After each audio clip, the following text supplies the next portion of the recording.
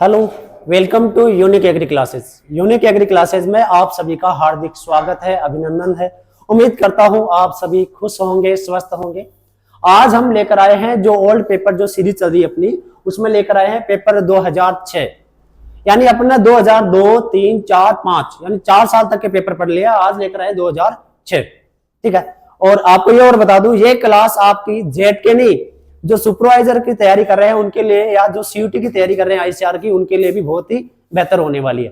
क्योंकि अपन देखते हैं तो जेट और जो एग्रीकल्चर जो सुपरवाइजर है उसमें एग्रीकल्चर का जो सिलेबस है वो सेम ही है, ठीक है। तो अपन करते हैं क्लास को स्टार्ट।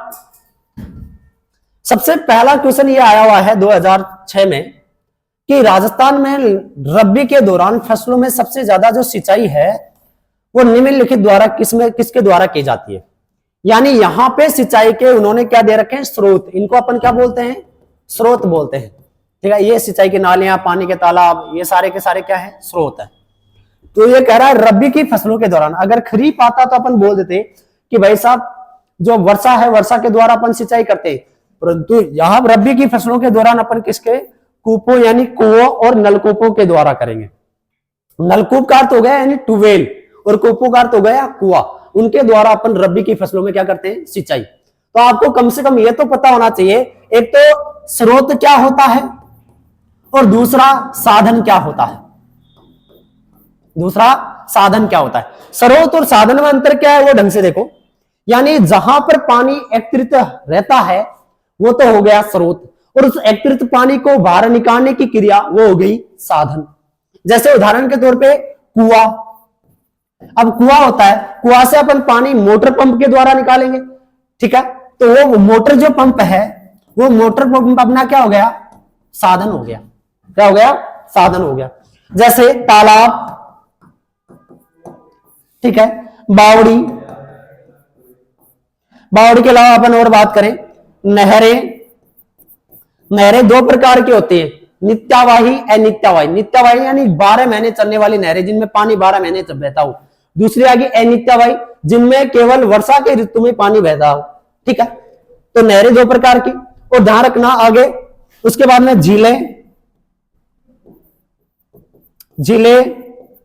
झरने, ठीक है। ये सारे के सारे क्या है, स्रोत है। अब इंपॉर्टेंट बात यह है कि बावड़ी का प्रयोग कहां पर किया जाता है सर्वाधिक, तो वो आता है शेखावाटी। बावड़ी बोलते किसको है कि ऐसा कुआं होता है, चौकट कुआं होता है, जिसमें जाने के लिए अंदर क्या होती है, सीढ़ियां होती हैं, उसको बोलते हैं बावड़ी, ठीक है। और पूछ ले तालाबों द्वारा कहां सिंचाई की जाती है, तो राजस्थान में तालाबों के द्वारा जो सिंचाई की जाती है वो की जाती है भीलवाड़ा में। कहां की जाती है, भीलवाड़ा और टोंक में की जाती है। ये भी आपको अच्छे से ध्यान में होना चाहिए, ठीक है। इधर साधन की बात करें, साधन कौन कौन से हैं, जैसे मोटर पंप आ गया, पवन चक्की आ गई, ठीक है, रहट आ गया, डेकली आ गई, चरस आ गया, ठीक है। क्या आ गया, चरस आ गया, और बेड़ी आ गई। ये सारे के सारे क्या है, साधन है। तो आपको कंप्लीट पता होना चाहिए। यहां पर अपन ने पूछा स्रोत कौन सा है, पानी का स्रोत रबी की फसलों के लिए, तो इसका राइट आंसर क्या आएगा, कूप और नलकूप। अपन 2006 का पेपर पढ़ रहे हैं, ये भी आपको ध्यान में रखना है, ठीक है। चलते हैं नेक्स्ट क्वेश्चन पे। अगला क्वेश्चन आया हुआ है, राजस्थान में किस जिले में औसत वार्षिक वर्षा अधिक होती है। तो जिले की बात करें तो जिले में ऑप्शन आएगा झालावाड़ सही। अगर स्थान पूछता तो स्थान आता, जो सिरोही है उसका माउंट आबू। क्या आएगा, माउंट आबू। यह स्थान सर्वाधिक वर्षा वाला स्थान यह है, और जिला कौन सा आएगा, झालावाड़। इसके साथ में यह भी पता होना चाहिए औसत वर्षा राजस्थान की है कितनी। राजस्थान की साथ में भारत की भी देख लेते हैं और विश्व की भी देख लेते हैं, तीनों की पूछ लेते हैं। यहाँ पे मान लो कोई आ जाए, जैसे मान लो इसमें राजस्थान का आया हुआ है तो भारत का भी पूछ ले तो किसकी। तो राजस्थान की औसत वर्षा होती है 575.1 mm।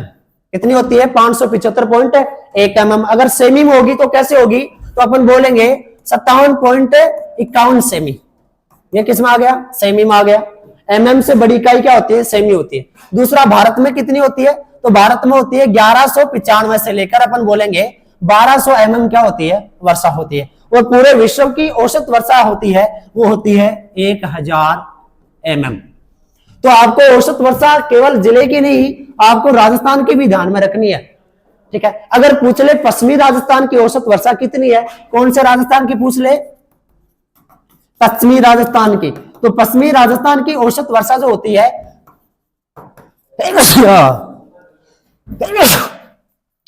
तो अपन बोलेंगे 100 से लेकर 300 mm कड़े मेकिंग कर हुआ, ठीक है। 100 से लेकर 300 क्या होती है, mm होती है। तो इसका राइट आंसर क्या आएगा, झालावाड़ आएगा, ठीक है। चलते हैं आगे।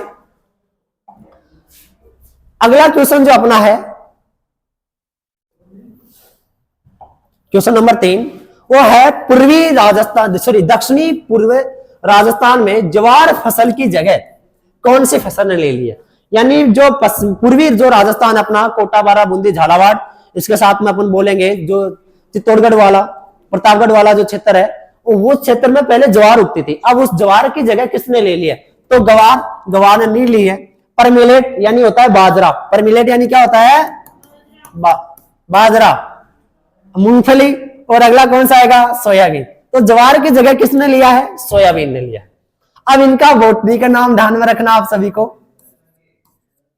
बोटनी के नाम देखें तो गवार का जो होता है उसको बोलते हैं साइमोप्सिस टेट्रागोनोलोबा। क्या बोलेंगे, साइमोप्सिस टेट्रागोनोलोबा।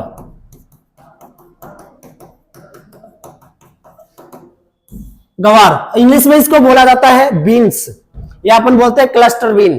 किसके नाम से, सॉरी बीन्स के नाम से जाना जाएगा। दूसरा आता है परमिलेट यानी बाजरा। बाजरे का बोटनी का नाम होता है पेनिसिटम ग्लूटम, पेनिसिटम ग्लूटम। अगला आता है मूंगफली। मूंगफली को बोला जाएगा मंकी नट, पी नट, ग्राउंड नट, ठीक है। इसका बोटनी का नाम क्या होगा, अरेकिस हाइपोजिया, अरेकिस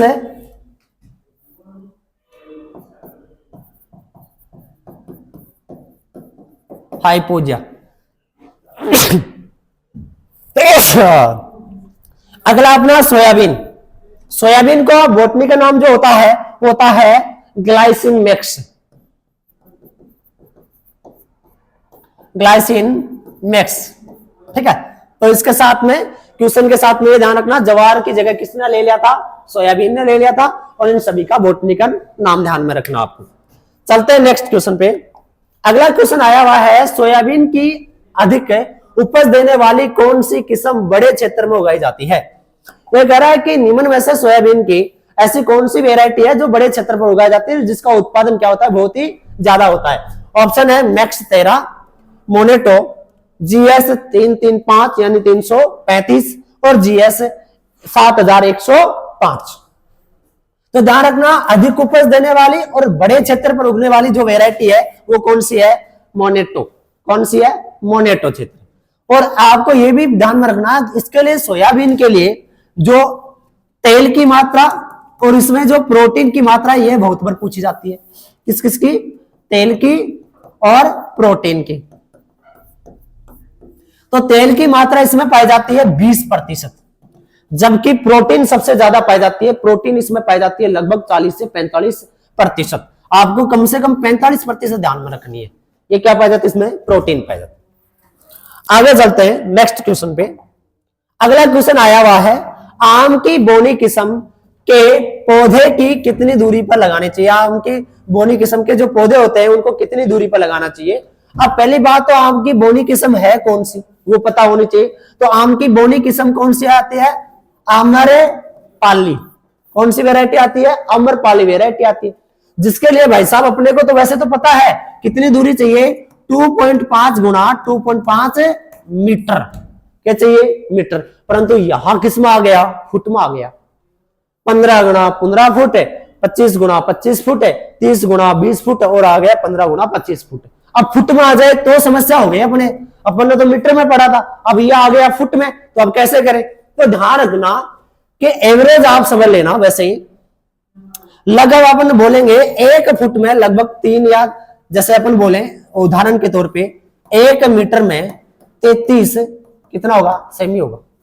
या अपन बोलेंगे 1 फुट 1 फुट में कितना होता है 100 सेमी होता है, और 33 सेमी बराबर होता है 1 फुट। कितना हो गया 1 फुट। तो 1 मीटर बराबर अपन बोलेंगे कितना आ गया, लगभग 3 के लमसम आ गया। कितना आ गया, लगभग 3 के लमसम आ गया। तो यहां हो गया 3 फुट हो गया। यहां दे रखा है 2, यानी 6 फुट तो कंफर्म आ गया। ठीक है, अब आधा और बच गया, तो आधा अपन बोलेंगे 8 फुट के लमसम होता है। तो यहाँ ऑप्शन में ऐसा कुछ है नहीं, तो सबसे कम फुट किसमें है 15 गुणा 15 फुट में, यह ऑप्शन आया हुआ है। ठीक है, तो इसका राइट आंसर क्या आएगा 15 गुणा 15 फुट आएगा। 2006 में जो जेट का पेपर है सेम ऐसा कर कि मीटर में दे दे किस में दे दिया, उसने फुट में दे दिया, आप कैसे करें। ठीक है, तो ये ध्यान रखना। अब ये ध्यान रखना, आम्रपाली के बारे में तो अपने को पता है भाई कितनी चाहिए, 2.5 गुना 2.5 चाहिए। अगर आम्रपाली की जगह दशहरी आ जाती तो कितना होता, तो जो दशहरी होती है आम की वेराइटी, उसके लिए R इंटू पी दूरी, पौधे से पौधे और अपन बोले कतार से कतार की जो दूरी होगी वो कितनी होगी 5 गुणा 5 मीटर। कितनी होगी 5 गुणा 5। और बाकी आम की कोई सी भी वेराइटी हो उनके लिए पौधे से पौधे और कतार से कतार की दूरी जो होगी वो होगी 10 गुणा 10 मीटर। ठीक है, तो इसके ऑप्शन के हिसाब से इसका राइट आंसर क्या आएगा 15 गुणा 15 फुट आएगा। चलते हैं नेक्स्ट क्वेश्चन पे। अगला क्वेश्चन 6 नंबर का आया हुआ है कि भाई साहब राष्ट्रीय बागवानी बोर्ड यानी अपन बोलेंगे नेशनल हॉर्टिकल्चर बोर्ड कहां स्थित है। तो नेशनल हॉर्टिकल्चर जो बोर्ड है वो दिल्ली जयपुर गुड़गांव है साहब, तो अपना कहां है गुड़गांव में है, और गुड़गांव पड़ता कहां है हरियाणा में। ठीक है, इसकी स्थापना कब हुई, स्थापना 1985 में। कब हुई थी 1985 में। ये इसकी क्या है स्थापना है। ठीक है, तो इसको भी आप अच्छे से एक बार ध्यान में रखना। चलते हैं नेक्स्ट क्वेश्चन पे। और भी पूछ ले आपसे कि ऐसा ना पूछ के बागवानी से संबंधित पूछ ले, जैसे राष्ट्रीय बागवानी अनुसंधान संस्था कहां है, क्या पूछ ले आपसे कि राष्ट्रीय बागवानी अनुसंधान संस्थान। ठीक है, तो वो कहां पर है, तो राष्ट्रीय बागवानी अनुसंधान संस्थान यानी Indian institute of horticulture research, ये अपना कहां है बेंगलोर में है। कहां है बेंगलोर में, अच्छे से ध्यान में रखना। चलते हैं नेक्स्ट क्वेश्चन में। क्वेश्चन नंबर 7 कह रहा है कि निम्नलिखित में से कौन सा जो कोलेस्ट्रम है, कोलेस्ट्रम में सबसे ज्यादा होता है, इनमें से कोलेस्ट्रम सबसे ज्यादा किस्म होगा इसकी मात्रा, तो ध्यान रखना वो किस्म होती है वसा में। सबसे ज्यादा कोलेस्ट्रम किस में पाया जाता है वसा में पाई जाती है। ठीक है, इसको आप ध्यान में रखना। विटामिन आपको A B C D E, और आपसे पूछे इनमें से कौन सी जल में घुलनशील है, तो जल में घुलनशील कौन सी होगी बी और सी, और वसा में घुलनशील कौन सी होती है ए सी डी और ई। इनका भी अच्छे से ध्यान में रखना। चलते हैं नेक्स्ट क्वेश्चन पे। अगला क्वेश्चन आया हुआ है कि खजूर के पेड़ का उत्पत्ति स्थान, यानी जो डेट पाम होता है, पहली बात तो खजूर का बोटनी का नाम बहुत पर आया हुआ है, तो क्या होता है पोनिक्स डेक्टाइलिफेरा। पोनिक्स डेक्टाइलाफेरा। ठीक है, ध्यान रखना। इसके साथ में इसका उत्पत्ति स्थान भारत है, इराक है, एशिया है, अमेरिका। तो ध्यान रखना सूखे क्षेत्र है, और सूखे क्षेत्र अपना कौन सा आएगा इराक आएगा। इसका राइट आंसर क्या आएगा इराक आएगा। परंतु अगर इराक की जगह ईरान आ जाता तो ध्यान रखना ईरान किसका है अनार का, इसका है अनार का उत्पत्ति स्थान है ईरान, और इराक किसका है इराक है खजूर का, यानी पोनिक्स डेक्टाइलिफेरा। अच्छे से ध्यान में रखना। आगे अपन बात करें क्वेश्चन नंबर अगला, क्वेश्चन नंबर 8 है राजस्थान अन्य राज्यों से किस क्षेत्र में सबसे अग्रणी है, यानी राजस्थान इन ऑप्शन के अनुसार अन्य राज्यों की अपेक्षा सबसे ज्यादा उत्पादन कर रहा है। तो भूरी क्रांति है, पीली क्रांति है, हरित क्रांति है, नीलित क्रांति। तो ध्यान रखना पहली बात तो भूरी क्रांति यानी ब्राउन जो रिलेशन है वो खाद्यान्न उत्पादन से,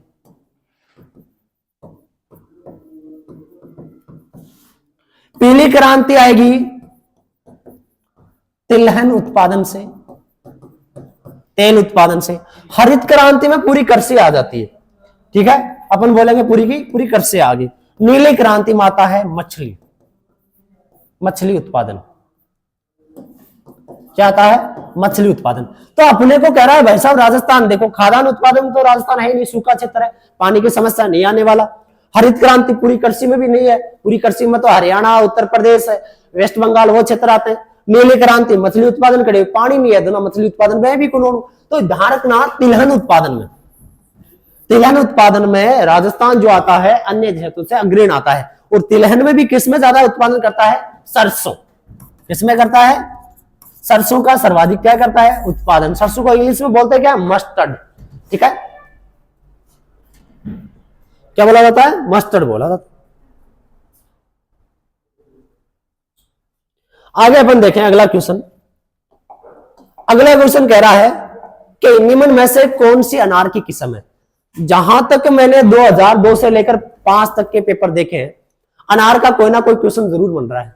उसकी जालोर सीडलेस वेराइटी के बारे में, जालोर बेदाना वेराइटी के बारे में, उसके उत्पत्ति स्थान के बारे में, ठीक है, कोई ना कोई क्वेश्चन जरूर बन रहा है। तो अनार में इसमें क्वेश्चन देखो क्या आया है, निम्न में से अनार की वेराइटी कौन सी है?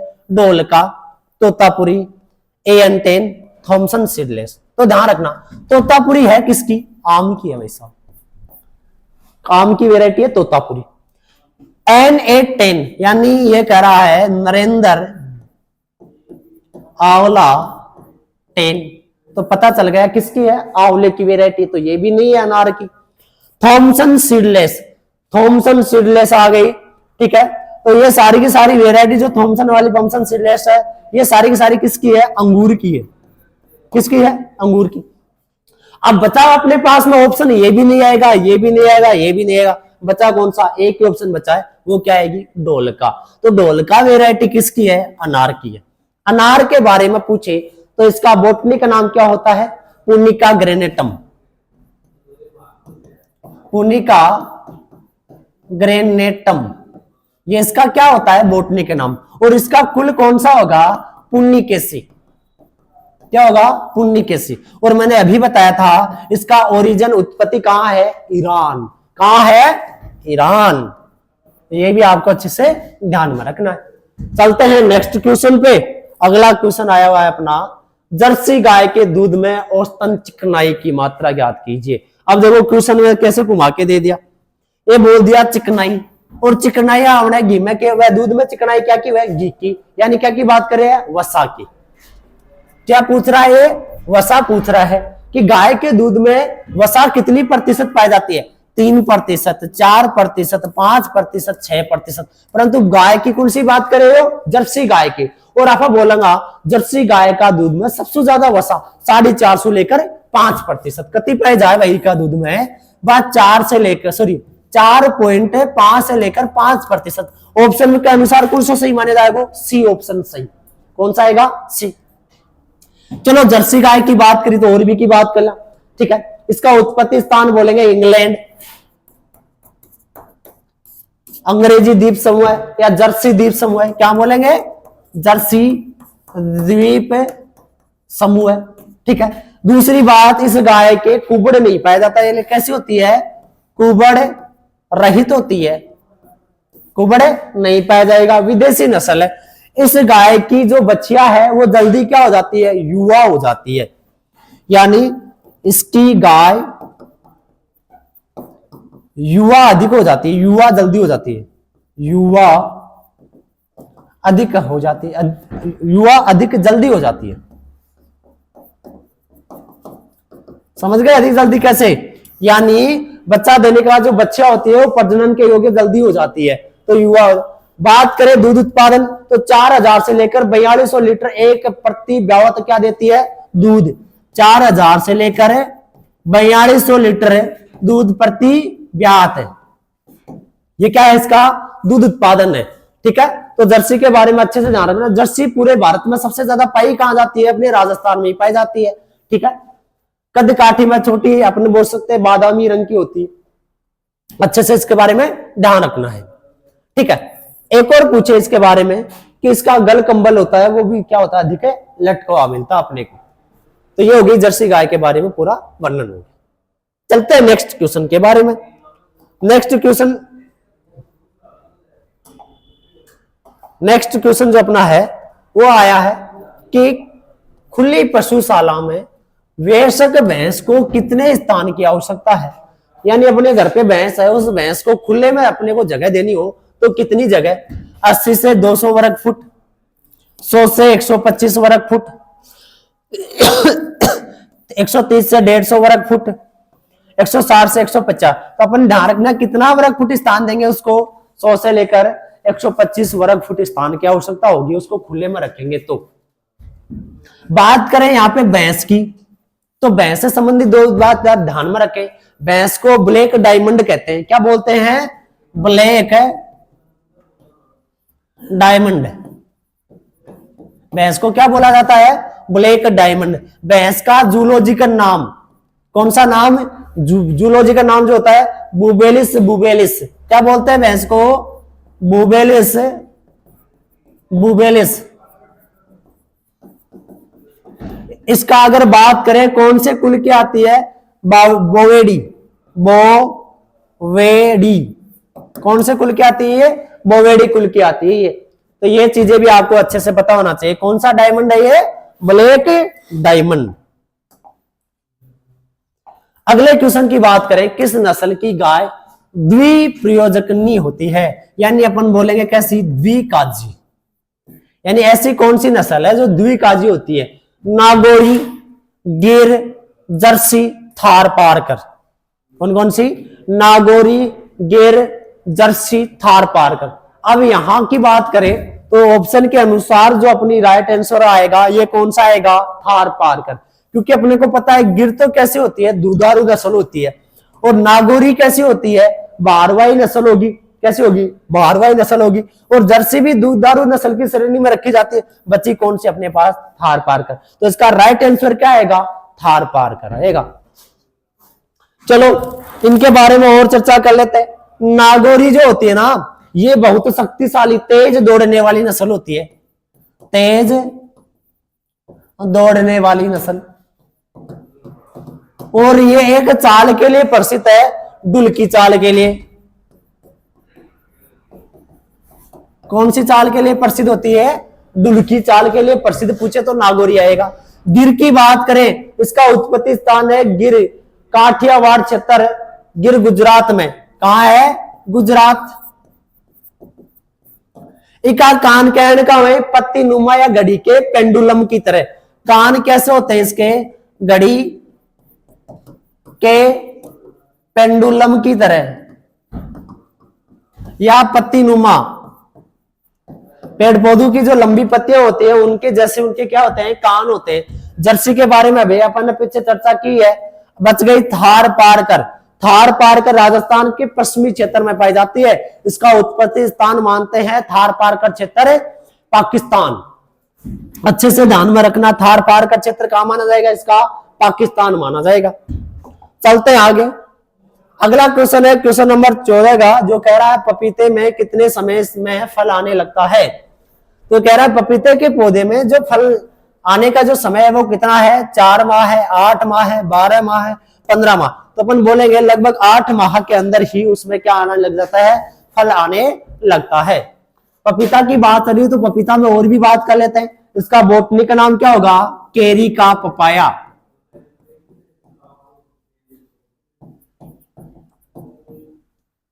इसका कुल क्या होगा? कैरिकेसी। ये क्या है इसका कुल? अगर पूछे इसकी उत्पत्ति तो भाई साहब बोलोगे मैक्सिको।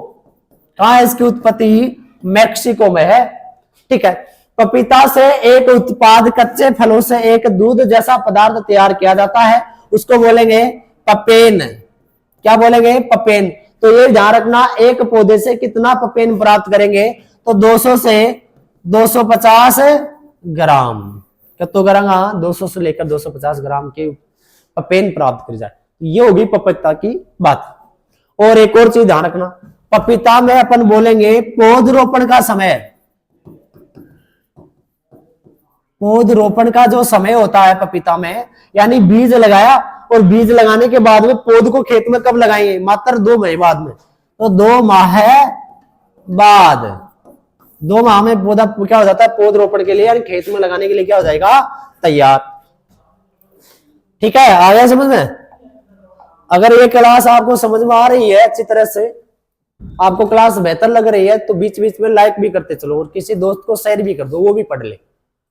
अगला क्वेश्चन है अपना, कुरूपता फल के उत्पादन की एक गंभीर समस्या है। कुरूपता पौधों में एक दैहिक विकार होता है। यह दैहिक विकार कह रहा है किसमें होता है? नींबू में होगा, अनार में होगा, फालसा में होगा, तो और किसमें? आम में होगा। तो ध्यान रखना, कुरूपता अपन बोलते हैं ब्लैक टिप को। इसको बोलेंगे ब्लैक टिप को बोला जाएगा। अब तो पता चल गया आपको ब्लैक टिप किसमें होता है, तो ब्लैक टिप किसमें होगा?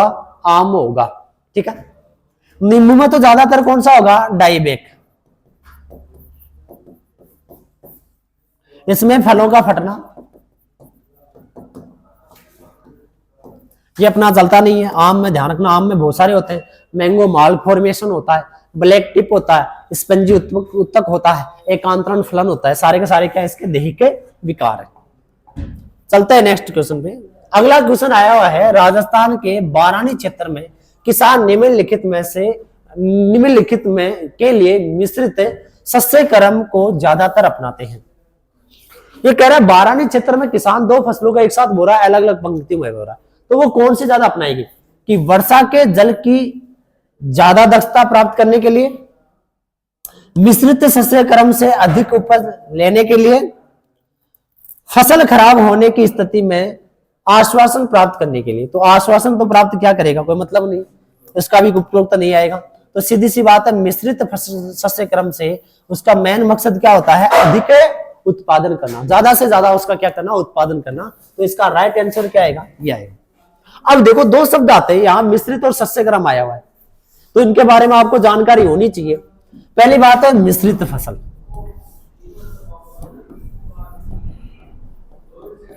इसमें कह रहा है दो या दो से अधिक बीजों को मिलाकर बोना। क्या करके बोना? मिला के, यानी दो बीज लिए उसने, जैसे मान लो ग्वार का लिया और बाजरे का लिया, उन दोनों को मिला के फिर खेत में बो रहा है।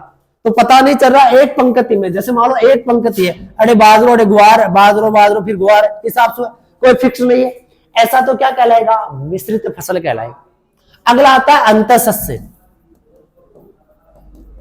अंतःसस्य, ठीक है, जिसको बोलते हैं अपन, क्या बोला जाएगा इंग्लिश में इसको? इंटरक्रॉपिंग। क्या बोलते हैं इसको इंग्लिश में? इंटरक्रॉपिंग।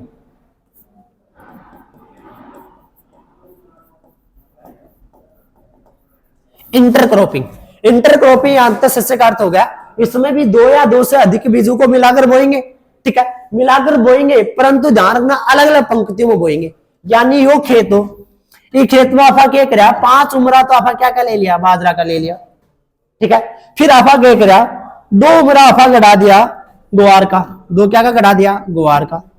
फिर वापस आपा 5 उमरा क्या ले लिया? बाजरा का ले लिया। ठीक है, इस तरह से 2 फसल हो गई, एक ही खेत में बो रहे, परंतु अलग अलग पंक्तियों में बो रहे, और अलग अलग पंक्तियों में बोना क्या कहलाएगा? अंतःसस्य या इंटरक्रॉपिंग कहलाएगा। और उनको मिलाकर बोते तो वो अपनी क्या कहलाए? मिश्रित फसल कहलाती। ठीक है, तो ये भी आपको खासकर ध्यान में रखना है। चलते हैं क्वेश्चन नंबर अगले पे। क्वेश्चन नंबर है 17, राजस्थान में कितने कृषि जलवायु खंड है? ये क्वेश्चन लगातार 2002, 3, 4, 5 और 6 में भी आ गया। ठीक है, लगातार आ रहा है क्वेश्चन। तो ध्यान रखना, राजस्थान में कितने कृषि जलवायु खंड होते हैं? 10 होते हैं भाई साहब। कितने होते हैं? 10। पीछे के जो क्वेश्चन आए हुए हैं 2002 से लेकर के 5 तक के, उसमें मैंने अच्छी तरह से इनकी व्याख्या की है, बहुत अच्छे से। ठीक है, 10 जलवायु खंड है, 10 का नाम क्या होता है, उनमें कौन कौन से जिले आते हैं, ये तक बता दें। ठीक है, तो इसका आगे चलते हैं, इसको समझाने की जरूरत है नहीं, वैसे आप पीछे के पेपर पढ़ोगे तो आराम से समझ में आ जाएगा आपको। आगे का क्वेश्चन है कि खरीफ में अधिकतम उपज प्राप्त करने के लिए क्या करेंगे? बीज वर्षा के बाद एक हल चलाकर डालना चाहिए। बीज जलाशक्ति करने वाली वर्षा होने के ठीक बाद डालना चाहिए। बीज उर्वरक की मात्रा के साथ डालना चाहिए। उपरोक्त में से कोई नहीं। ये कह रहा है अधिकतम ज्यादा उत्पादन करना, तो अपन साथ में क्या डालेंगे भाई? बीज के साथ में उर्वरक भी डालेंगे। क्या डालेंगे? उर्वरक भी डालेंगे। इसमें तो कह रहा है वर्षा के बाद में डालेंगे, ठीक है कोई बात नहीं, परंतु उर्वरक डालेंगे तो पोषक तत्व प्राप्त होंगे, जिससे ज्यादा उत्पादन प्राप्त होगा। यहाँ उपज की बात कर रहा है, इसकी बात कर रहा है, उपज प्रोडक्शन की बात कर रहा है, उत्पादन की बात कर रहा है। तो इसका राइट आंसर क्या आएगा? सी। देखो इस तरह से क्वेश्चन आए हुए हैं पहले के।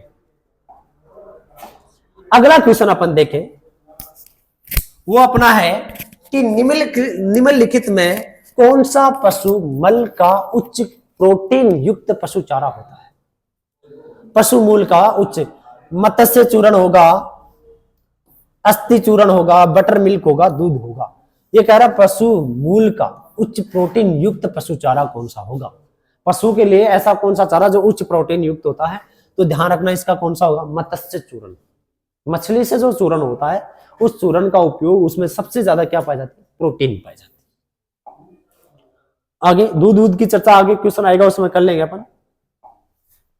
अगला क्वेश्चन आया हुआ है क्वेश्चन नंबर 20। ये कह रहा है किस नस्ल की भैंस के सींग दरांती के आकार के होते हैं? दरांती के आकार यानी हसिया, हसिया आकार। आपा बोलेगा अयन का, ठीक है, ऐसे समझो, यू आकार, इस आकार में, हसिया के आकार में सींग किसके होंगे?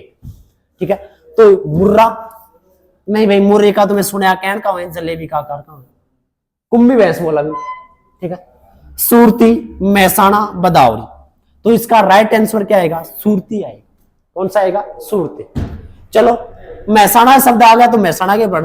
मुर्रा, कौन? मुर्रा, ये रे मुर्रा, कुंभी भैंस और सूरती, इन दोनों के क्रॉस से जो तैयार है, इन दोनों के संकरण से जो तैयार है वो कौन सी है? महसाणा है। और ध्यान रखना सबसे अधिक इसका क्या होता है? दूध काल।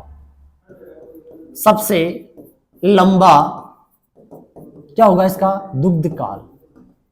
सबसे लंबा क्या होता है? यानी ज्यादा दिन तक दूध देने वाली भैंस कौन सी है? महसाणा है। बदावरी है, बदावरी बदावर क्षेत्र कहां की है? उत्तर प्रदेश की है। ठीक है, इसकी क्या विशेषता है? भाई को शरीर वह वी आकार को, शरीर कहन को है वी या नाव का आकार को है। दूसरी बदावरी क्यों इंपोर्टेंट है? इंपोर्टेंट इसलिए है कि इसका दूध में वसा की मात्रा सबसे ज्यादा है। दूध में वसा सबसे अधिक होती है। कितनी होती है? 13.7%। कितनी पाई जाए? 13.7%। यानी का दूध में घी सबसे ज्यादा पाई जाए, इस कारण बदावरी फेमस है। मुर्रा की बात करा तो इको रंग एकदम कहने को है गहरे काले रंग की। कैसी होती है? गहरे काले रंग की होगी। जिन्हें बोलांगा बात जेड ब्लैक, कौन सा ब्लैक? जेड ब्लैक बोलेंगे। ठीक है, और इनकी पूंछ है और इनका माथा पर टिक्को और पैर कहने का होगा सफेद। ठीक है, ये की है खास विशेषता। और एक और खास विशेषता, सबसे अधिक दूध देने वाली नस्ल कौन सी है? मुर्रा। सबसे अधिक दूध देने वाली नस्ल। सबसे ज्यादा घी की मात्रा तो की कम हुआ है? बदावरी कम हुआ है। जब से सबसे ज्यादा दूध कौन से देवा है? मुर्रा देवा है। ठीक है, चलो आगे। अगला क्वेश्चन, क्वेश्चन नंबर 21 में आया हुआ है कि किस फल फसल को एक वर्ष में अच्छी तथा एक वर्ष कम उपज की समस्या का सामना करना पड़ता है? अरे सिंपल सी बात है, देखो क्वेश्चन कतो घुमाए। वो कह रहे हैं कि यहाँ को कौन सा फल है जिसको एक साल तो के देवगो फल देवगो। यानी यह सोच लो 2024 में तो भी का फल आया और 2025 आई जना भी का फल है कौन है। एक वर्ष तो फल आते हैं, दूसरे वर्ष फल नहीं आते। ऐसी समस्या जिसको बोलते हैं एकांतरण फलन समस्या। इसको क्या बोलते हैं? एकांतरण।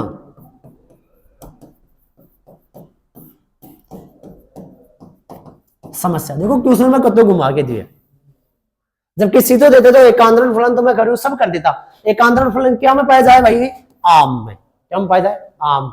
आम को पौधे एक साल तो फल देवा है, दूसरी साल कौन देवा है? जिस साल देता है उसको बोलते हैं ओन ईयर। उसको क्या बोलेंगे? Own year. और जिस साल फल नहीं देता है उसको बोलेंगे ऑफ ईयर बोलो। ठीक है, आगे चलते हैं नेक्स्ट क्वेश्चन पे। अगला क्वेश्चन देखो, अधिक उपज प्राप्त करने के लिए अंगूर रोपण की दूरी, और वो भी किस में दे दी? फुट में। किस में दे दी? फुट में दे दी। अब वही समस्या दोबारा आ गई। तो ध्यान रखना, अंगूर के लिए अपन कितनी करते हैं? 3 गुणा 3 मीटर रखते हैं। ठीक है, तो ऑप्शन के हिसाब से आपको समझ में भी आ गया होगा। यानी 9 से तो ज्यादा है, 9 फुट से तो ज्यादा है, और 9 से ज्यादा कौन सा आएगा 10, तो 10 गुना 10 फुट में, यहां फुट में दे दिया है, अपन ने मीटर में पढ़ी है, तो मीटर से फुट में आपको कन्वर्ट आना चाहिए। अगर आप कर पाओगे तो इस क्वेश्चन का सही आंसर, नहीं तो जगह 3 गुना 3 मीटर देखा, अब अगर चक्कर में पड़ जाए, और मैं सोचूंगा कि सर बताया ऑप्शन नहीं मिला तो नजदीक उन साधना भी चेक करेगा, फुट देखेगा बोले क्या लेना में फुट भी हो, अपन बताया हाँ मीटर में, ठीक है, तो यह समस्या आ जाएगी। तो फुट में, मीटर से फुट में कन्वर्ट करना आपको आना चाहिए अच्छे से। ऐसे समझ लो 1 फुट बराबर 33 सेमी होता है, कितना सेमी होता है 33, और 1 मीटर बराबर कितना होगा 100 सेमी। तो आप देख लो, इसको गुणा कर लो, 33 गुणा 3 कितना हो गया 99, इसका मतलब अपन बोलेंगे 1 मीटर बराबर कितना फुट हो गया 3 फुट हो गया, ठीक है, थोड़ा सा ज्यादा है, कुछ पॉइंट 1 बच रहा है, उससे ज्यादा मिलेगा, तो अपन इसको राइट आंसर क्या आ जाएगा 10 आएगा। चलते हैं आगे। अगला क्वेश्चन आया हुआ है अपना, राजस्थान राज्य के किस क्षेत्र में खजूर के पेड़ लाभदायक रूप में उगाए जा सकते हैं।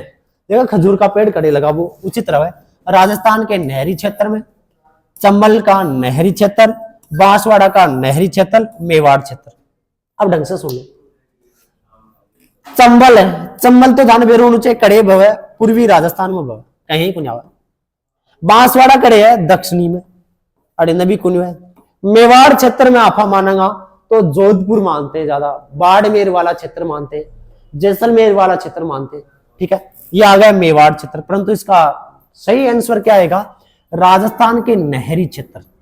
अब ध्यान रखना ये नहरी क्षेत्र है ना, उत्तर पश्चिमी क्षेत्र से स्टार्ट होकर नीचे तक जाता है, तो यहाँ गंगानगर अच्छा रहता है, हनुमानगढ़, फिर बीकानेर, जैसलमेर, जोधपुर और बाड़मेर, ये सारे क्षेत्र आते हैं इसके अंदर, ये सारे के सारे क्षेत्र आते हैं, तो इसका राइट आंसर क्या आएगा राजस्थान का नहरी क्षेत्र में।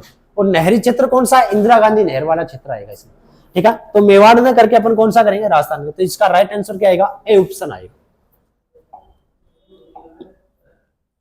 क्वेश्चन आगे आया हुआ है, गन्ने की फसल के लिए नाइट्रोजन प्रति हेक्टेयर औसतन आवश्यकता कितनी होती है। पहली बात गन्ना की बात कर लें, गन्ना को बोटनी का नाम क्या है अरेकिस हाइपोजिया, सॉरी सेकेरम ऑफिसिनेरम,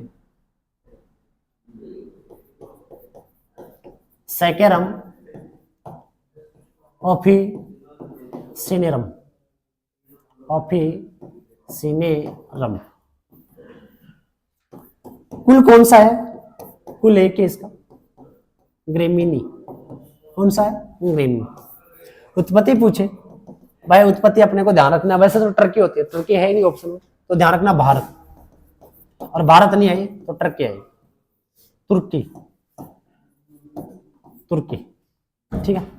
इसका एक इंपॉर्टेंट चीज है, इसका फूल क्या कहलाता है, यानी पुष्पक्रम, तो इसका पुष्पक्रम क्या कहलाएगा एरो, क्या कहलाएगा एरो। और एक और ध्यान रखना, प्रकाश अवधि के आधार पर, दीप्तिकालिकता के आधार पर, प्रदीप्तिकालिकता के आधार पर ये कैसा होता है मध्यमवर्ती पादप। आपको पता है प्रदीप्तिकालिकता के आधार पर पौधे 4 प्रकार के होते हैं, लघु दिवस, ठीक है, जिसको बोलते हैं अपन लॉन्ग डे प्लांट, एक होता है शॉर्ट डे प्लांट, एक होता है दीर्घ दिवस लॉन्ग डे प्लांट, एक होता है निष्प्रभावी डे नेचुरल प्लांट, और एक होता है कौन सा मध्यवर्ती, ठीक है। तो इसका सही ऑप्शन क्या आएगा मध्यवर्ती आएगा। अब अपन देखें इसमें राइट आंसर क्या आएगा, कितनी आवश्यकता होती है, तो होगी 200 से लेकर 225 केजी प्रति हेक्टेयर नाइट्रोजन की क्या होती है आवश्यकता, किसको गन्ने को। एक बार डालेगी जैव खाद फसल के उत्पादन में कितनी अवधि के लिए प्रभावी रहती है, तो ध्यान रखना ज्यादा अवधि नहीं है, 2 से 3 वर्ष तक उनका क्या रहता है प्रभाव रहता है। जैव खाद यहाँ कर रहा है FYM यानी गोबर की खाद के बारे में, और कौन सी वर्मी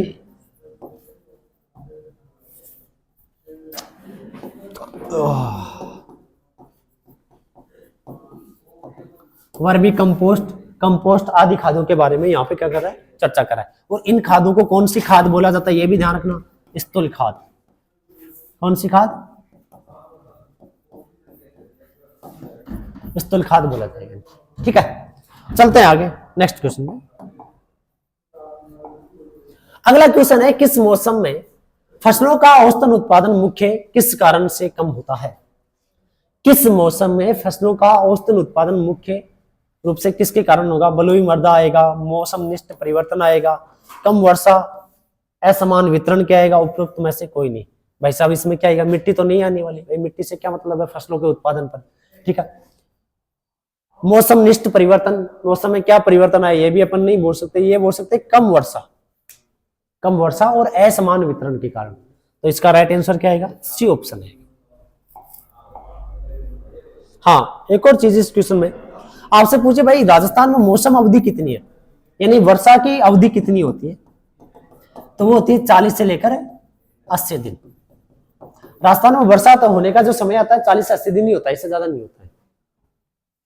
चलते हैं क्वेश्चन। क्वेश्चन नंबर 27 कह रहा है, भारतीय नस्लों की गाय जो औसतन दूध देती है तथा जिनके कान पत्ते जैसे मुड़े हुए होते हैं। अभी मैंने बताया था ऐसी गाय की नस्ल है, उसके कान घड़ी के पेंडुलम की तरह होते हैं। थार पारकर, कांकरेज, हरियाणा, गिर, तो कौन आएगा? राइट आंसर गिर गाय आएगी। ठीक है, थार पारकर अभी पढ़ा था अपन। इसके कांकरेज के बारे में देखते हैं, ये कौन सी सवाई चाल के लिए प्रसिद्ध होती है? कौन सी? सवाई चाल। ठीक है, दूसरी एक और ध्यान रखना, इसके सींग से एक रोग होता है कैंसर रोग, तो सींग कैंसर रोग भी होता है इसकी वजह से। ठीक है ना, सींग भारी होते हैं इसके सबसे ज्यादा। देखा होगा मोटा आकार का यहाँ का सींग, यहाँ का देखा बताओ। ठीक है, यहाँ देखा होगा मोटा बारिया बारिया सींग की गाय। ठीक है, हरियाणा, हरियाणा के बारे में ये ध्यान रखना, जो द्विकाजी है, जो द्विकाजी जो नस्ल है उनकी सबसे अच्छी नस्ल क्या है? सबसे अच्छी नस्ल है, ये अच्छे से ध्यान में रखना। ठीक है, चलते हैं नेक्स्ट क्वेश्चन पे। अगला क्वेश्चन क्या आया हुआ है? व्हाइट लेग हॉर्न का उत्पत्ति स्थान। White America, Italy, Australia, Pakistan. अगर देखें व्हाइट लेग हॉर्न का उत्पत्ति स्थान तो होता है भूमध्य सागरीय क्षेत्र। क्या होता है? सागरीय क्षेत्र, ये होता है भूमध्य सागरीय क्षेत्र होता है उसका। परंतु ऑप्शन के हिसाब से देखें, वो पहले भी आया था क्वेश्चन, मैंने उसमें थोड़ा सा गलत बता दिया। तो इसका उत्पत्ति स्थान कहाँ आएगा? इटली आएगा। इटली से इसे कहाँ लाया गया? सॉरी, इटली से इसे कहाँ लाया गया था? अमेरिका। कहाँ लाया गया था? अमेरिका लाया गया था। और अमेरिका से कहाँ लाया गया था? भारत। देखो यहां पर ये लाया गया था 1835 में ले गया, परंतु भारत में कब लाया था? 1920 में लाया गया था। व्हाइट लेग हॉर्न होती है ना, और ये मुर्गी की सबसे अच्छी नस्ल मान जाती है। किसके लिए? अंडा उत्पादन के लिए, यानी अपन बोलेंगे सर्वाधिक अंडा उत्पादन, सर्वाधिक अंडा उत्पादन। कितना? 260 से लेकर ये 300 अंडे देती है प्रति वर्ष। एक वर्ष में 300 अंडे देती है ये मुर्गी नस्ल। ठीक है, और प्रजनन में भी देखें तो सबसे जल्दी लगभग 5 से 6 महीने में ये प्रजनन के लिए क्या हो जाती है? योग्य तैयार होती है। सब कहते हैं सबसे साफ सुथरी होती है, धोले रंग की, सफेद रंग की होती है। इसके पैर, इसकी चोंच और इसकी चमड़ी ये पीले रंग की मिलेगी। और कहते हैं कि सबसे ज्यादा गतिशील अवस्था होती है, फुर्तीली होती है ये नस्ल। ठीक है, चलते हैं आगे। अगला क्वेश्चन है, किस फल पर पाले का सबसे ज्यादा खराब प्रभाव पड़ता है? यानी सबसे ज्यादा प्रभाव पाले का किस पर पड़ता है? ये कह रहा है, सीधी सी बात यही। पपीता पर पड़ेगा, या संतरा पर पड़ेगा, अनार पर पड़ेगा, या नींबू पर पड़ेगा? तो ध्यान रखना, पाले का सबसे ज्यादा जो प्रभाव पड़ता है ना, वो किस पर पड़ता है? पपीता पर पड़ता है। ठीक है, पाला संवेदनशील होती है, ये सहन नहीं कर पाती है। ठीक है, तो ये ध्यान में रखना। इसके साथ में संतरा, नींबू, ये दोनों नींबू वर्गीय फलों के अंदर। अनार, अनार का मैंने वही बता दिया था, क्या होता है बोटनी का नाम? पुनिका ग्रेनेटम होता है। अगला, जेली बनाने के लिए कौन से फल का सर्वाधिक उपयोग किया जाता है? उपयुक्त तो होता है नींबू, टमाटर, अमरूद, आंवला। अब आपको सभी का बता दूं भाई, नींबू के द्वारा अपन बना सकते हैं तो पानक,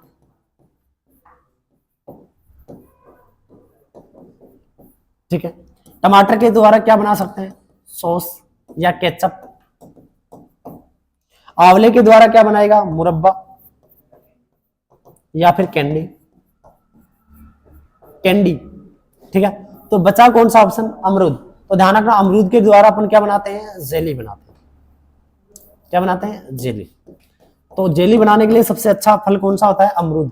और क्या होना चाहिए इन फलों में, ऐसा क्या है, इसके फल के रस में क्या पाया जाएगा, पेक्टिन। क्या पाया जाएगा, पेक्टिन। चलो जेली के बारे में और बात कर लें, आपसे पूछते हैं टीएसएस कितना होना चाहिए, तो बोलेंगे कितना, 65%। अम्ल कितना होना चाहिए, 0.6 से लेके 0.9%। पेक्टिन कितना होना चाहिए, पेक्टिन 0.5 से लेकर 1% या 1.5% होगा। इसके साथ में फल रस कितना होना चाहिए, फल रस होना चाहिए कितना, 45% होना चाहिए। ये सब होंगे तब जाकर क्या बनेगी, जेली बनेगी। चलते हैं अगले क्वेश्चन पे। अगला क्वेश्चन कह रहा है सर्दी के मौसम में फल फसलों पर पाले के प्रभाव को निम्नलिखित का छिड़काव करके कम से कम किया जा सकता है। यानी ये कहना है कि फसल पड़ने की संभावना है, सॉरी पाला पड़ने की संभावना है, तो पाले के प्रभाव को कम करने के लिए फसलों पर अपन किसका छिड़काव करें जिससे पाला कम लगे। ठीक है, तो इसमें देखें H2SO4 0.1%, H2SO4 1%, H2SO4 यानी 5% और 10%। पहली बात तो H2SO4 किसकी बात कर रहा है, सल्फ्यूरिक अम्ल की बात कर रहे हैं यहाँ पे। जिनाफा के बोलूंगा गंधक, के बोलूंगा गंधक भी बोलूंगा। ठीक है, उसके द्वारा होगा। तो कितना डाला जाता है, ये डाला जाता है 0.1%। 0.1% का आप देखो क्या होगा, यानी 1000 लीटर पानी में 1 kg क्या डालेंगे, 1 kg क्या डाला जाएगा, सल्फ्यूरिक अम्ल डाला जाएगा। क्या डाला जाएगा, सल्फ्यूरिक अम्ल डाला जाएगा। ये भी अच्छे से ध्यान रखना है। तो ये वाला घोल क्या कहलाएगा, 0.1% कहलाता है। ठीक है भाई, तन पूछ ले और के चाहे पालासु बचवा के लिए, तो आपा काल ही पढ़ाया, उसका लिंक मैं नीचे इस वीडियो के नीचे डिस्कशन जो बॉक्स आएगा उसमें दे दूंगा। पाले से किस किस के द्वारा बचाव, जैसे छाया करना, शाम के समय सिंचाई करना, खेत के चारों ओर धुआं करना, विद्युत हीटर का प्रयोग करना, अगेती फसलों की बुआई करना। उसको समझना तो आप उस वीडियो को अच्छे से देख सकते हैं। आगे चले, क्वेश्चन नंबर आया हुआ है 32।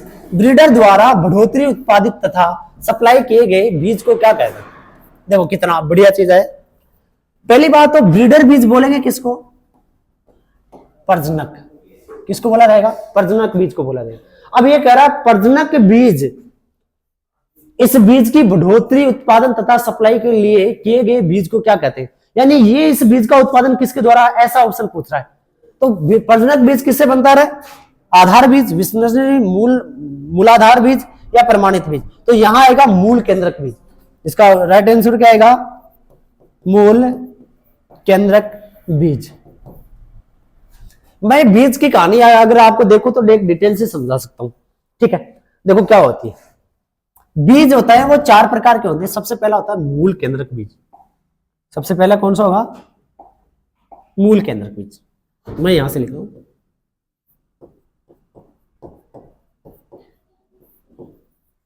बीज। इस बीज से जो बनता है वो कहलाता है प्रजनक बीज। इस बीज से जो बनता है वो कहलाता है, इस बीज से जो बनता है प्रमाणित बीज। और इससे बनता है प्रमाणित बीज, अपन बोल सकते हैं पंजीकृत बीज।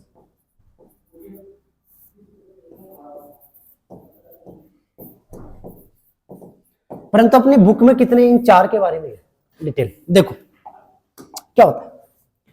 ये हमेशा सबसे पहला बनता है जिसमें आनुवांशिक और भौतिक शुद्धता,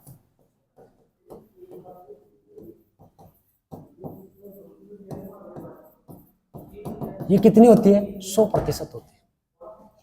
इसमें इस पर किसी प्रकार का कोई टैग नहीं होता है। पहली बात क्या नहीं होता, टैग नहीं होगा। इसमें आनुवांशिक और भौतिक शुद्धता कितनी होती है, 100%। और जो टैग होता है कैसे, सुनहरे पीले रंग का। इसमें आनुवांशिक और भौतिक शुद्धता होती है वो 98% होती है। टैग कैसा होगा, सफेद रंग का। इसमें भौतिक और आनुवांशिक शुद्धता होती है सफेद रंग का।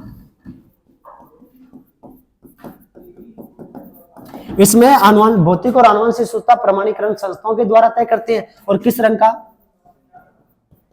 नीले रंग का क्या होगा, टैग। और इनमें कैसा होता है, बैंगनी रंग का। अगर आपसे पूछे किसानों को दिए जाने वाला, तो ये 2 बीज दिए जाते हैं, तो दोनों ऑप्शन में आ जाए तो पंजीकृत आएगा, और जब ऑप्शन में पंजीकृत नहीं आए, ये वाला बीज नहीं आए, तो किसानों को दिए जाने वाला बीज कौन सा होगा? प्रमाणित बीज होगा।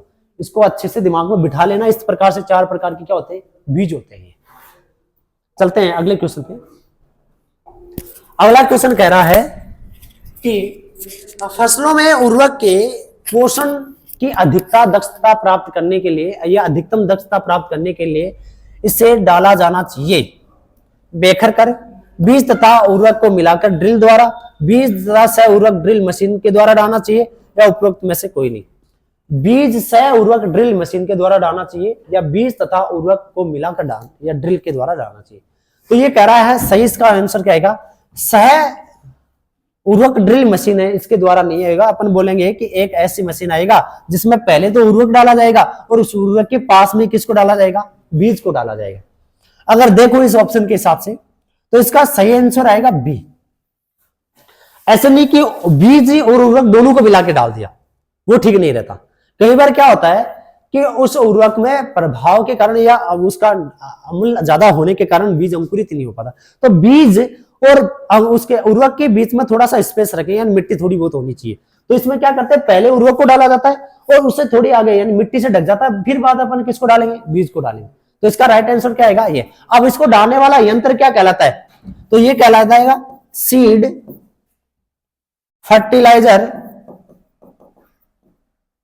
फर्टिलाइजर कम ड्रिल। हिंदी में बोलेंगे इसको बीज उर्वरक ड्रिल। बीज उर्वरक ड्रिल बोला जाता है उस मशीन को।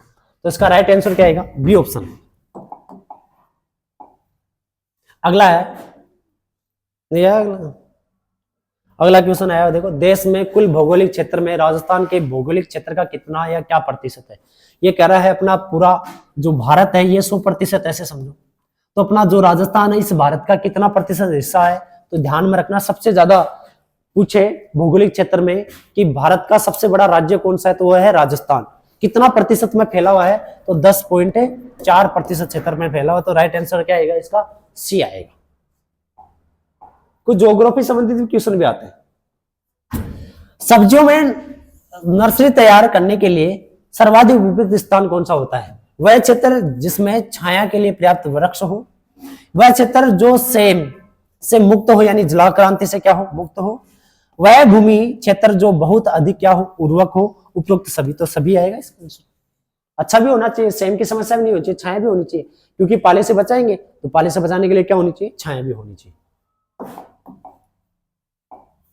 आगे बात करें, दूधशाला के बर्तनों की स्वच्छताकरण का मुख्य कारण है, यानी क्यों करेंगे उनको? कीटों से मारने के लिए, सूक्ष्म जीवों को मारने के लिए, नाशक जीवों को मारने के लिए, विटामिन। तो ध्यान रखना, कीट तो अपन वही दिखे वही मार देंगे, ठीक है, कहां जरूरत है उसमें? तो अपन किसके? सूक्ष्म जीवों को मारने के लिए अपन क्या करते हैं? दुग्धशाला में बर्तनों के स्वच्छताकरण का काम करते हैं। अगला क्वेश्चन, भारत में दुग्ध का वार्षिक उत्पादन कितना है? दूध का वार्षिक उत्पादन ये पूछ रहा है क्वेश्चन 2006, उस समय कितना था? तो इसका राइट आंसर उस समय था 86 मिलियन टन उस समय। परंतु वर्तमान में पूछे आपसे, वर्तमान में पूछे तो वर्तमान में ये हो गया है लगभग 282, लगभग 344 के लमसम हो, 200 चलो बताता हूं, याद है। परंतु 1951 में पूछ ले आपसे, 1951 में कितना था? 17 मिलियन टन था। कितना था? 17 मिलियन टन था, ठीक है। जो 2000 अपन 16-17 की बात करें तो वहां तक बढ़कर कितना हो गया था? 2016-17 तक की बात करें तो यानी 9 गुना बढ़ा था। तो अपन बोलेंगे 163.7 मिलियन टन था 2017 तक। परंतु वर्तमान में पूछे तो लगभग मेरे हिसाब से 216 मिलियन टन के लमसम है, 218 मिलियन टन के लमसम है वर्तमान में, ठीक है। फिर भी इसको एक बार देख के सही कर लेंगे। बाकी ये पीछे वाला 1991 में कितना था? 17 मिलियन टन, और 2016-17 में बढ़कर कितना हो गया? 163.7 मिलियन टन हो गया, ठीक है। ध्यान रखना, भारत दूध उत्पादन करने में पूरे विश्व में कौन से स्थान पर है? पहले स्थान पर। और भारत में सर्वाधिक दूध उत्पादन कौन करता है? मध्य प्रदेश सॉरी उत्तर प्रदेश करता है। राजस्थान का कौन सा स्थान है दूध उत्पादन करने में पूरे भारत में, तो वो कौन सा है, दूसरा। राजस्थान का पूछे, राजस्थान का दुग्ध उत्पादन में स्थान, तो वो कौन सा आएगा, दूसरा। कौन सा आएगा, दूसरा आएगा। अगला, पशुओं के शेड को साफ करने के, शेड यानी जानते हो आवास, क्या होगा, आवास को साफ करने के लिए पोटेशियम परमैंगनेट के कितने प्रतिशत घोल का प्रयोग किया जाता है, तो ध्यान रखना कितना करेंगे अपन, 1.5% घोल का क्या किया जाएगा, प्रयोग किया जाएगा। अगला क्वेश्चन आया है, दुधारू पशु में जीवाणु के कारण कौन सा रोग होता है, तो पशु प्लेग आपको पता है किसके द्वारा होगा, वायरस के द्वारा होता। रक्त न्यूनता, ठीक है, इसका पता नहीं अपने को, एक बार को रक्त न्यूनता ये किसी अलग ही नाम का है। खुरपका मुहपका किसके द्वारा होगा, वायरस के द्वारा। गलघोटू किसके द्वारा होता है, जीवाणु के द्वारा। पहले ऑप्शन देखो, ऐसे डायरेक्ट मत करो। अब अपने को पूछ रहा है जीवाणु, तो ऐसा तो नहीं है कि एक के ऑप्शन में दो आ जाए, तो इसका राइट आंसर क्या आएगा, गलघोटू। चलो गलघोटू के जीवाणु का नाम भी पूछ लेते हैं, कौन कौन सा जीवाणु, तो वो आएगा पास्चुरेला, बुबेली, ठीक है, सेप्टिका। दूसरा आएगा पास्चुरेला बोवी सेप्टिका, और तीसरा आएगा पास्चुरेला ओविस। इन तीनों के द्वारा। ये इतना शॉर्ट में इसलिए बता रहा हूं कि ये क्वेश्चन पहले आ चुका है पुराने पेपर में, और जिसमें मैंने बहुत बेहतर तरीके से इसको समझा दिया है। आगे अगला क्वेश्चन जो लास्ट है, ये कह रहा है पशु की आंत में कृमियों को मारने के लिए कितने प्रतिशत कॉपर सल्फेट का घोल का प्रयोग किया जाता है, तो आंत में कृमियों को मारने के लिए ध्यान रखना कितना प्रतिशत काम में लेंगे, वही 1%, ठीक है। 1% घोल का प्रयोग के द्वारा जो पेट में जो कीड़े होते हैं उनको मारने के लिए अपन क्या करते हैं, प्रयोग करते हैं। तो ये हो गया अपने जो बोलेंगे अपना जो पेपर है लगभग 2006 का, ठीक है, जेट का जो पेपर था 2006 का एग्रीकल्चर का, वो मैंने कंप्लीट करा दिया है। ये जो पेपर सॉल्यूशन वाली जो सीरीज है वो आपको कैसी लगी, अगर आपको अच्छी लगी तो आप अपने दोस्तों को भी इस वीडियो को शेयर करें, और आपको भी अच्छी लगी है और भी बेहतर लगी है तो इसको लाइक और सब्सक्राइब करें। जय हिंद, जय भारत, धन्यवाद।